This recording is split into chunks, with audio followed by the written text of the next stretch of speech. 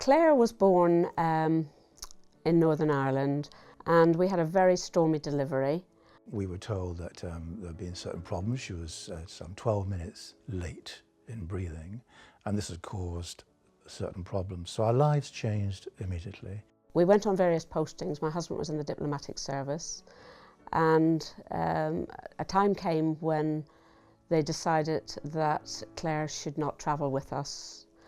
And we approached our social worker, who said they'd never had to place somebody in care who was wanted. Claire was very wanted. We searched around, and the only place that we were offered was in South Cornwall at the NAC Centre. We went to look at it. It was beautiful, but it was a long way away. For me, growing up, I didn't know that I had a sister, because I would only see her once a year. It was Christmas time that I would see her. When we were very, very young, me and my brother used to go with our parents to the first care home. It was very big, it was very cold, it wasn't very homely. You feel guilty, you feel, surely she shouldn't be there, but we were told by experts that these were experts and they would know what to do to make things better for her. While Claire was in residential care, things just didn't seem to get any better. I was always asking for speech therapy and never existed really. Nobody thought of any ways for Claire to communicate. They always just talked about the naughty things she did. Claire was exhibiting these, what would be described as antisocial behaviours. A lot of them were copied from fellow clients who were in the home. Now the reason behind all this, we feel, was not sufficient use was being made of her budget. Her budget was, I think Jenny mentioned, pooled, which meant other users were in fact taking the benefit of her funding. What made a difference to Claire's care was we started to ask questions.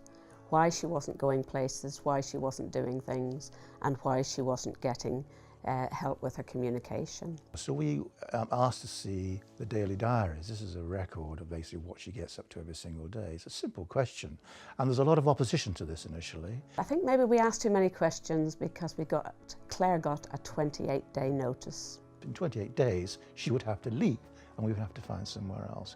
So two things there. One, the immediate shock of being told she's out, and two, an enormous sense of relief. We were going to get a grip of this situation now. It was so refreshing from the previous time where we were told this is what is happening, and we find out this was not what was happening.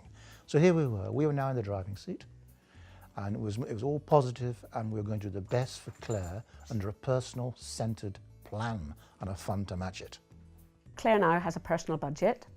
She lives in a purpose-built bungalow in our garden. The house is purposely designed just for Claire. Everything's been thoroughly thought through. She's been to all the planning meetings. Flooring, walls, doors, windows, everything about the building has been designed to make it easier for Claire to move around, especially as she gets older. It's amazing what a building and a system can do to make one person happy. It can make a whole family happy, basically. Claire's health and well-being has dramatically improved. She's out in the community, she's part of the community, she lives a life, not just an existence. She now sees her mum and dad and the rest of her family, her brothers, on a regular basis. Claire still needs a great deal of support. She needs 24-hour support, 7 days a week. But this is quite easily managed with a good team around her. She has 3 PAs plus our manager, if we're fully staffed. Robert, her brother, is the trainer, and is also acts as a PA and also as a junior manager. Jennifer acts as the manager, the contact manager for everyday affairs. The recruitment is done by advertising in local media, and interviews are carried out by Robert. As part of the budget, we decided we'd like to look at Claire's communication. Yes. This was the beginning of Claire really becoming a person. Picture exchange communication. She's got all sorts of things in her wants and desires. Food, pain, feelings. It's very broad, and it can go wider as well. This is her best friend. To see her use it is just fantastic. We are communicating with Claire, and Claire is communicating with us. So all round there's less frustration. It's also convinced us that Claire is still learning. And I think Claire's skill level is huge.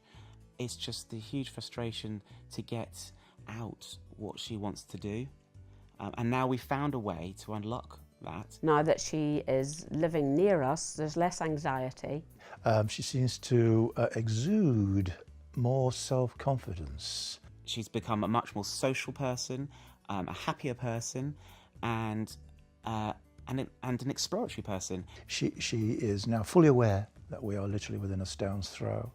And we have a little gate between our house and her house. And when the gate's closed, she knows that she doesn't come to visit us. Otherwise, she pops over quite often for a cup of tea. Claire has activities every day. She does swimming, riding, cycling, basketball. She goes to clubs, she goes to music sessions. There were a few questions raised about the amount of activities she does, and is this quite a high cost?